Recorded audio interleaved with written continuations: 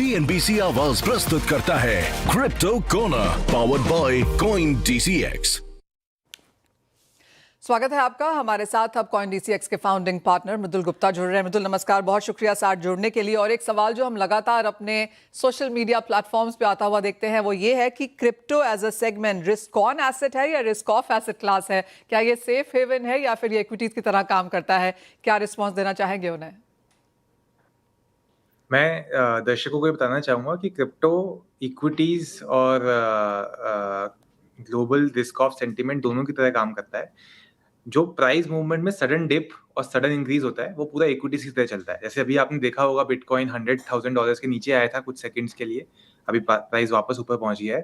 ये पूरा जो प्राइस एक्शन हुआ था ये फेड रेट कट नहीं करने की वजह से हुआ था, जिसकी वजह से रिस्क ऑफ सेंटिमेंट था एंड जितनी भी रिस्की एसेट्स है वहां से पैसा निकला।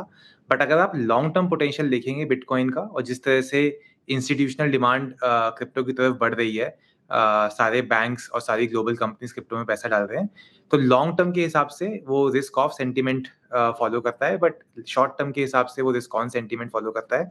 और जैसे इक्विटीज का पैटर्न होता है, शॉर्ट टर्म में price movements, severe volatility, price ऊपर जा रहा है नीचे जा रहा है एकदम से एक हफ्ते के अंदर, वो पूरा रिस्क ऑन सेंटिमेंट की तरह रहता है। मृदुल, ऑल्सो जो दूसरी चीज़ है, जैसे आपने कहा कि मैक्रोस को ये फॉलो यहाँ पर करता है और नियर टर्म में वॉलेटिलिटी बहुत ज़्यादा देखने को मिली है। मंथ ऑन मंथ देखें तो ज़्यादातर क्रिप्टोज नेगेटिव में हैं, YOY अभी भी यहाँ पर इन द पॉजिटिव है। एक लॉन्ग टर्म नज़रिए से कन्विक्शन कैसे लेनी चाहिए क्रिप्टो एज अ स्पेस में जहाँ पर हम निवेश करें? मुझे लगता है कि अगर आपको क्रिप्टो में लॉन्ग टर्म व्यू लेके चलना है तो आपको फंडामेंटल्स पे जाना चाहिए, क्योंकि अभी ग्लोबल मार्केट्स इतनी वॉलेटाइल हैं, इतने सारे जियोपॉलिटिकल एक्टिविटीज हो रही हैं, बैंक्स के एक्शन हो रहे हैं कि आप शॉर्ट टर्म बेसिस पे एक्शन या फिर मार्केट में एंट्री का अगर अंदाजा लेके चलेंगे तो शायद वो गलत हो सकता है। तो आपको स्लाइटली लॉन्ग टर्म व्यू लेना चाहिए कि अगले 2-3 साल के अंदर मार्केट 100, आज की डेट में बिटकॉइन $100,000 के आसपास है, वो $100,000 से क्या वो $200,000, $300,000, $500,000 जाएगा कि नहीं जाएगा। जब आपने वो एक व्यू ले लिया है उसके बाद आपको मार्केट को टाइम करने की कोशिश नहीं करनी चाहिए। हमने देखा है काफी सारे लोग, जब बिटकॉइन $125,000 से $115,000 पे गिरा तो काफी सारे लोगों ने एकदम से बहुत सारा पैसा उसके अंदर डाल दिया कि अब तो मार्केट डिप हो गई है, पैसा डाल देते हैं। मुझे लगता है वो गलती नहीं करनी चाहिए। आपको हर महीने या हर हफ्ते कुछ थोड़ा-थोड़ा पैसा डालना चाहिए और फिर long term dollar cost averaging, रूपी कॉस्ट एवरेजिंग का फ़ायदा लेते हुए लॉन्ग टर्म पोटेंशियल चेज़ करना चाहिए। शॉर्ट टर्म अगर किसी को ट्रेडिंग करनी है तो उसको फिर डीप जाना चाहिए, उसको समझना चाहिए कि ये प्राइस मूवमेंट किस चीज़ के अराउंड हो रहा है। टिपिकली क्रिप्टो के सारे price movement global macro events के अराउंड होते हैं। तो जैसे ही सेंटिमेंट रिस्क ऑन से रिस्क ऑफ जा रहा है, रिस्क ऑफ से रिस्क ऑन जा रहा है, फेड की अनाउंसमेंट हो रही है, जियोपॉलिटिकल कुछ टेंशन क्रिएट हो रही है, उससे बिटकॉइन का प्राइस सबसे ज़्यादा इम्पैक्ट होता है। तो अगर आपको शॉर्ट टर्म ट्रेडिंग करनी है तो आपको उसकी डेप्थ में जाना पड़ेगा, समझना पड़ेगा ताकि आपकी पोज़ीशंस स्क्वायर ऑफ ना हो। बट मेरी एडवाइस जनरली ये रहेगी कि आप लॉन्ग टर्म व्यू लेके चलिए और एसआईपी करिए या तो वीकली या मंथली, और आप प्राइस को एवरेज आउट होने दीजिए।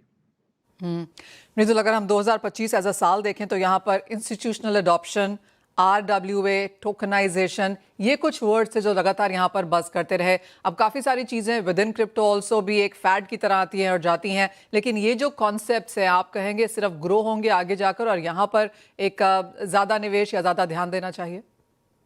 बिल्कुल देना चाहिए। इंस्टीट्यूशनल अडॉप्शन तो मेरे को लगता है मनीषा कि ऑलरेडी हो चुका है। अब उसमें कितनी पेस पे हो रहा है वो डिटरमाइन करेगा। अब ये एक ऐसा नया ट्रेंड नहीं रहा है, ये ट्रेंड ऑलरेडी चल रहा है। ये कितनी तेज़ी से बढ़ेगा, कितनी और कंपनीज़ इसके अंदर आएँगी, वो एक सवाल रहेगा, बट ये ट्रेंड रुकने वाला नहीं है। तो ये ट्रेंड थोड़ा मैच्योर हो चुका है। दूसरा आपने बोला टोकनाइजेशन। टोकनाइजेशन में अभी हमने बहुत बड़ा सेगमेंट देखा है खुलता हुआ जीनियस एक्ट के बाद, कि stable coin which is a form of tokenization वो काफ़ी ग्रो कर रहे हैं। उसकी अडॉप्शन काफ़ी ग्रो कर रही है, उसके अराउंड काफ़ी सारे प्रोडक्ट्स बन रहे हैं। आपने अभी रिसेंटली ब्लैक रॉक का स्टेटमेंट देखा होगा, जिसमें ब्लैक रॉक ने बोला है कि हम सारी चीज़ों को टोकनाइज कर देंगे। हमारे मनी मार्केट फंड्स, हमारे इक्विटीज़ फंड सब कुछ टोकनाइज कर देंगे। तो टोकनाइजेशन एक बहुत बड़ा ट्रेंड रहेगा। अभी हमने जो अर्ली रिजल्ट देखे हैं टोकनाइजेशन के, वो स्टेबल कॉइन के अराउंड देखे हैं। आगे जाके भी हम देखेंगे कि इक्विटीज भी टोकनाइज होंगी, फंड्स भी टोकनाइज होंगे। जो भी फाइनेंशियल इंस्ट्रूमेंट्स हैं उनको टोकनाइज करने का एक बहुत बड़ा मौका है एंटरप्रेन्योर्स के पास, एंड मार्केट मुझे लगता है इस तरह के बिजनेस को काफी वैल्यू करेगी। और तीसरा आपने बोला रियल वर्ल्ड एसेट्स और टोकनाइजेशन थोड़े से रिलेटेड है।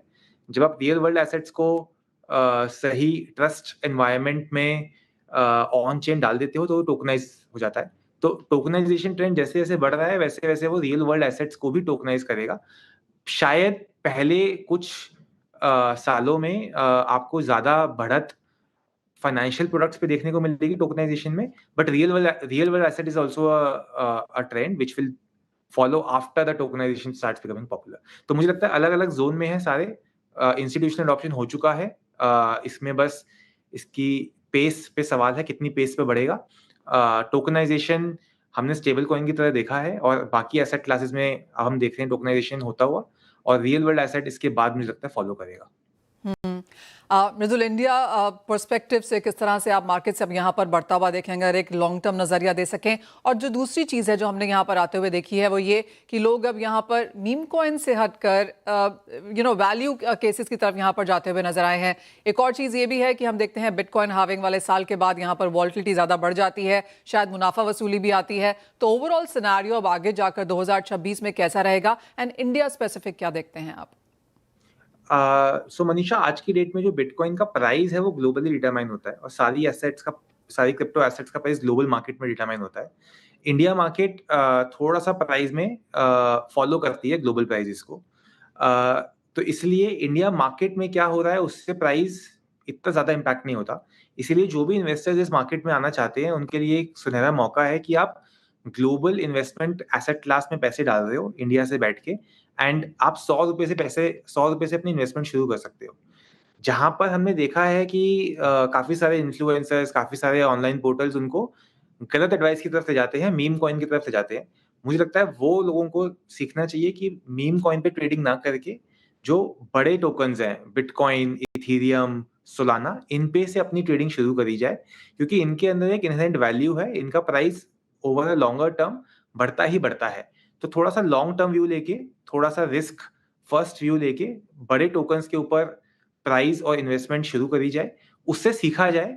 अगर उसमें सीखने को मिल रहा है तो फिर वो ट्रेडिंग के अंदर घुसे, या फिर और जो लंबे टोकन्स हैं, जो लॉन्ग टेल टोकन्स हैं, उसके अंदर जाएं, बिकॉज वहां पे potential of increase could be higher. तो बट लोगों को स्टार्ट बिटकॉइन, सोलाना, इथेरियम जैसे टोकन से करना चाहिए। एक पॉइंट में ये एड्रेस करना चाहूंगा। दूसरा पॉइंट जो मैंने पहले भी बोला, थोड़ा सा लंबा व्यू लें, आप महीने बाय महीने का व्यू मत लें, क्योंकि महीने वाले व्यू के अंदर it becomes very difficult to decide कि मैं अभी पैसा इसमें और डालूं कि पैसा इससे निकालूं। तो वो समझ पाना थोड़ा सा मुश्किल हो जाता है।